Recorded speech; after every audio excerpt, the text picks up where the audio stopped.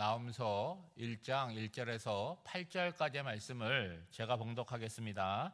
니느웨에 대한 경고 곧 엘고스 사람 나훔의 묵시의 글이라. 여호와는 질투하시며 보복하시는 하나님이시니라. 여호와는 보복하시며 진노하시되 자기를 거스르는 자에게 여호와는 보복하시며 자기를 대적하는 자에게 진노를 품으시며 여호와는 노하기를 더디하시며 권능이 크시며 벌 받을 자를 결코 내버려 두지 아니하시느니라.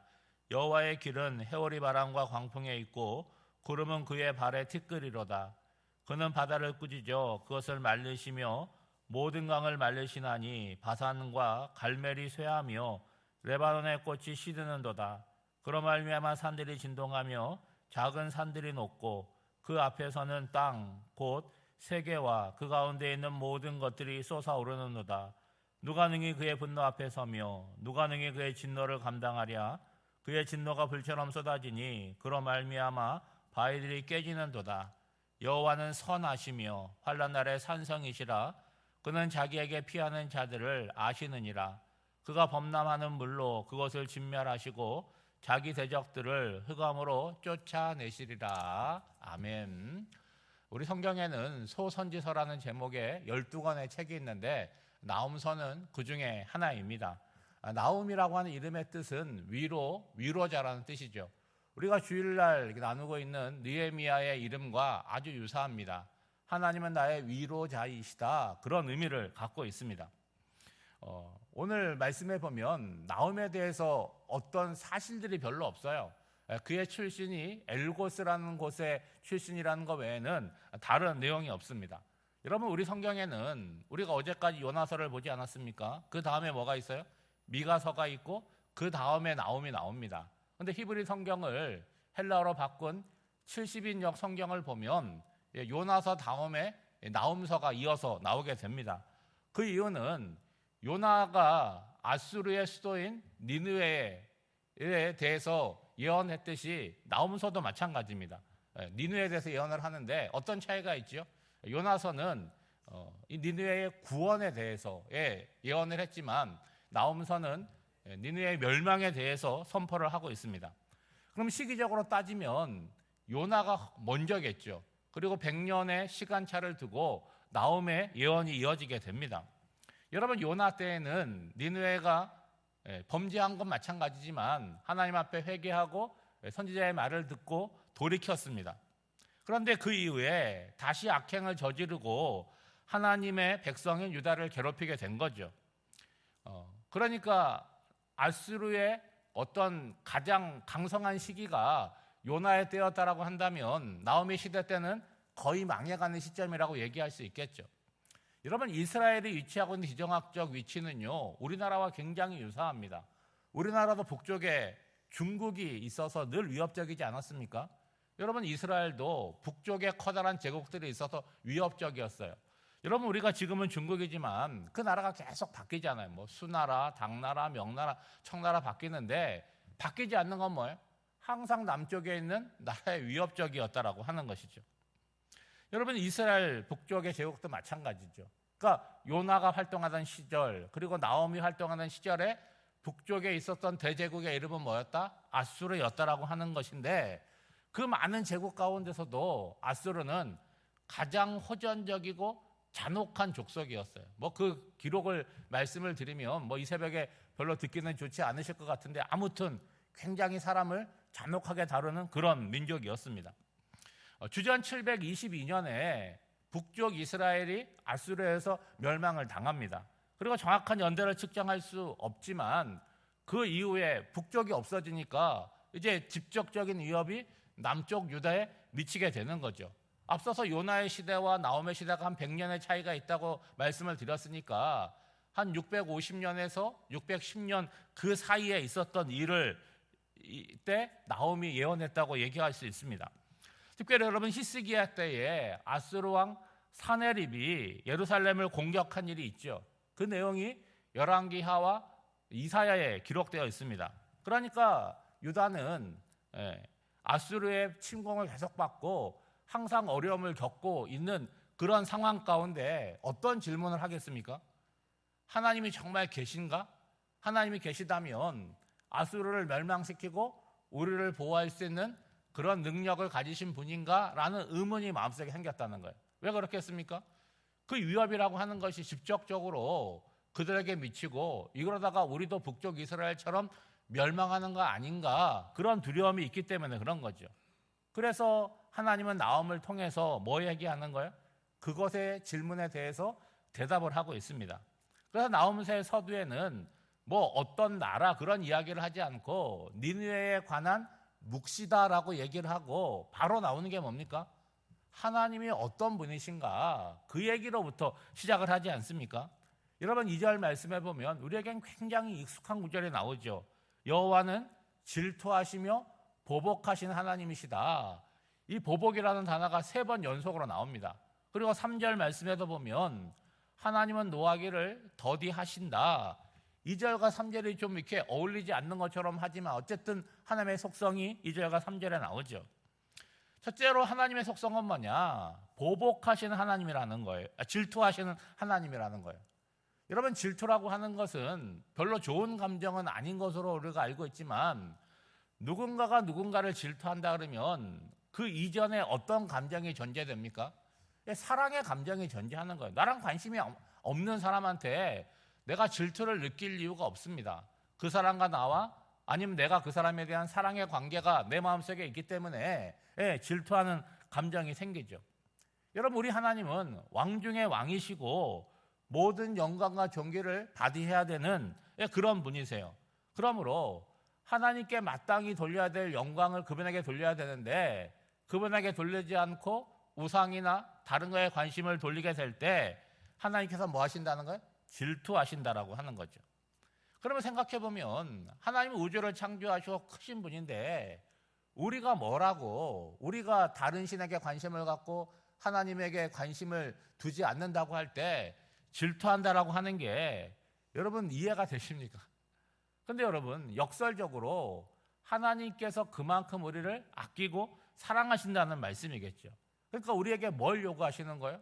너 한눈 파지 말아라. 내가 너를 바라보고 있고 너에게 관심이 있으니까 너도 나만 바라보고 나만 사랑해야 된다라고 말씀하는 거죠. 그래서 여러분 10계명을 보시면 첫 번째 계명이 뭡니까? 두 번째 계명이 뭡니까? 그러니까 하나님만 바라보고 다른 신 섬기지 말고 뭐 만들지 말고 뭐 그런 말씀을 하고 계시잖아요. 그러므로 우리가 신앙생활을 하면서 하나님의 관심, 하나님의 사랑을 기뻐하고 만족해하며 그 나라에서 살아가는 것이 복된 것이죠. 두 번째로 하나님의 속성은 뭡니까? 보복하시는 하나님이라는 거예요. 하나님을 거스르고 대적하는 자들에 대해서 하나님은 어떻게 하신다? 방치하지 아니하시고 진노하시고 보복하신다는 거예요. 그러면 지금 남유다를 괴롭히고 있는 아수르에 대해서도 어떻게 하신다는 거예요? 진노하시고 보복하신다는 말씀이겠죠. 여러분, 하나님의 보복하심은 원수를 갚는 게 아니잖아요. 깨어진 정의를 바르게 세우는 방편이라고 얘기할 수 있겠죠. 그러므로 유다에게 있어서 힘이 있느냐? 아수라에 비교해서 우리가 힘이 약하고 저들이 때리면 맞을 수밖에 없는 그런 상황이다. 그런 것이 문제가 아니라는 거죠. 하나님을 얼마나 의지하고 있고 하나님을 얼마나 붙들고 있느냐, 그것이 중요하다는 거죠. 세 번째로 언급하는 속성은 하나님은 노하기를 더디하시는 분이라는 거예요. 앞서 말씀드린 질투와 보복의 하나님과는 좀 결이 다른 것처럼 느껴지죠. 그러나 질투와 보복 이전에 하나님은 뭐 하신다는 거예요? 오래 참으신다라고 말씀하고 있는 거죠. 여러분, 하나님이 참으신다는 건 뭡니까? 어려움을 당하고 있는 유다 백성들에게 있었던 굉장히 힘들고 하나님이 정말 계신가? 그런 의심이 드는 시간이지만 하나님이 그렇게 인내하시는 건 뭐냐? 회개할 수 있는, 돌이킬 수 있는 기회의 시간이라고 하는 거죠. 만약에 하나님께서 질투하시고 보복하시기만 하는 하나님이라고 한다면 여러분, 이 땅에 남아있을 존재가 있습니까? 여러분들은 자신이 있으세요? 아니시잖아요. 하나님이 오래 참으시고 인내하시기 때문에 우리가 존재하는 거죠. 그런데 하나님께서 한번 뜻을 정하시고 일어나시면 어떻게 된다는 거예요? 아무도 감당할 수 없다는 거예요. 여러분, 3절 중간에 보시면 노하기를 더디하시지만 그렇지만 벌받을 자들에 대해서는 절대로 그냥 두지 않으신다는 거예요. 그래서 3절 후반절에 보면 어떤 단어가 나오냐, 여호와의 길이라는 단어가 나오는데 하나님께서 위험 가운데 진노하시며 나오시는 모습이 묘사됩니다. 어떻게 등장하고 있습니까? 주님의 권위와 능력은 자연을 꾸짖고 바다와 강을 말리시며 도신다는 거예요. 여러분, 바산과 갈멜이 쇠하고 레바논의 꽃이 시들게 된다라고 하는데, 여러분, 바산이라고 하는 것은요, 예언서에 보면 바산의 암소들 그렇게 나오지 않습니까? 그것은 굉장히 풍요로운 초장이기 때문에 많은 짐승들을 거기서 기르고 있죠. 그리고 갈멜은 포도원이 있는 곳이고 레바논은 무성한 삼림으로 유명한 곳입니다. 그런데 이 모든 것들이 어떻게 됐다는 거예요? 하나님의 보호하신 가운데 존재하지만 하나님이 다스리지 않으면 어떻게 된다는 거예요? 쇠하게 되고 그리고 시들게 된다는 거죠. 그러므로 하나님 앞에서 계속 버틸 수 있고 그 노여움을 감당할 수 있는 존재는 없다라는 이야기를 하는 거죠. 그러니까 세상이 이 모양인데 하나님은 도대체 뭐 하냐? 유다 백성들도 마찬가지고 오늘날도 마찬가지지 않습니까? 이런 문제들이 생기고 저런 문제들이 생기는데 전쟁이 나서 사람이 죽고 하는데 하나님은 정말 계시냐? 뭐 하냐? 신정론적인 질문을 제기하는 사람들이 있을 수 있는데 오늘 나오면 뭐라고 대답을 하냐? 하나님은 노하기를 더디하시고 참고 계시는 것이다.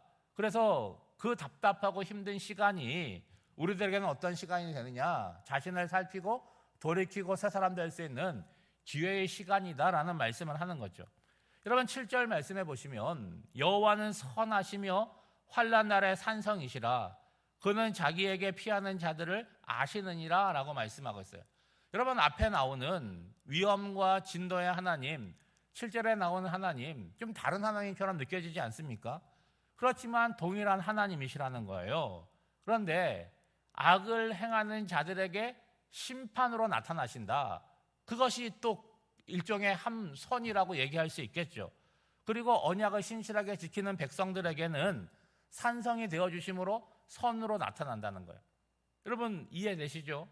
범죄한 자들에게는 여러분 재판을 해서 형벌을 내리는 것이 정의가 되고 선이 될 수 있지 않습니까? 그리고 선하게 살아가는 사람들을 칭찬하고 상 주는 것도 선이 될 수 있다라고 하는 거죠. 그러면 동일한 하나님이지만 오늘 내 삶에 있어서 어떤 하나님을 경험할 것이냐, 그거는 누구에게 달려 있는 거예요? 우리가 어떤 마음으로 어떤 삶을 살아가느냐에 달려 있는 거죠. 하나님의 살아계심을 인정하고 그분을 경외하며 반듯하게 살아갈 때 여러분 나의 삶이 어떻게 되는 거예요? 하나님의 선을 경험하고 나에게도 유익이 되는 거죠. 여러분 아무리 훌륭한 선수라고 할지라도요 코치가 없으면 발전하기가 쉽지 않습니다. 근데 좀 부족해도 실력 있는 코치가 있으면요 잘 성장할 수가 있는 거죠. 여러분 오늘 우리도 마찬가지잖아요. 우리의 삶을 보시고 말씀하시고 훈계하시고 칭찬하신 하나님이 계시다라고 하는 것은 우리의 삶이 성장할 수 있고 발전할 수 있음을 얘기하는 것입니다. 오늘 한 날을 살아가실 때도 우리 하나님이 어떤 분이신지를 알고 그분의 그늘 아래서 살아가는 저와 여러분이 되시기를 주님의 이름으로 축복합니다. 기도하시겠습니다. 하나님 아버지, 생각으로 만들어내는 하나님이 아니라 성경을 통하여 계시하시는 하나님을 알고 만나게 하옵소서. 하나님의 선하심이 심판과 징계가 아닌 보호와 산성과 피난처로 경험되게 하옵소서. 오늘은 6.25 전쟁 76주년 기념일입니다. 이 땅에 전쟁이 있었다는 사실을 잊을 정도로 평화와 자유를 누리며 살아가게 하시니 감사드립니다. 그러나 나라의 위기 앞에 헌신한 분들이 있음을 잊지 않고 다시는 이 땅에 전쟁이 일어나지 않도록 힘쓰게 하옵소서. 올여름 교회학교 여름교육 행사에 기름 부어 주옵소서. 이번 주 유년부와 유치로부터 시작되는데 다음 세대들이 하나님을 배우고 기쁨이 넘치는 시간이 되게 하옵소서. 수고하는 교사들에게도 보람을 주사 감사함으로 기쁨으로 감당하게 하옵소서. 오늘 한 날도 하나님이 허락하신 기회의 날이 오니 소망을 갖고 하나님을 기뻐하며 살아나가는 복된 한 날이 되었기를 예수님의 이름으로 기도하옵나이다. 아멘.